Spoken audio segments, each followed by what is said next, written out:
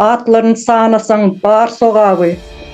Oğul Nur, Meyvegül, Melike Bahar, Umide, Fatma Gül, Leyla hanımlar parmak büküp sanardan kän jogaby. Täze Türkmenistan naýbaşysy siz, görelde alınjak hamir maýasız.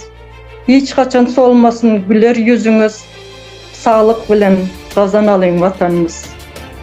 Menem şiirden de häzirki bir depelenen mertebe barada aýdyp geçjek. Bu goşgyny okamak bilen ine bizem şu ýerde işläp otyş bu ýaly işiň arasynda Täze Türkmenistan üçin aýal gyzlaryň mertebesini dikkeltmeli diýip çykyşlar edip görelde bolup hereketimiz edýäris.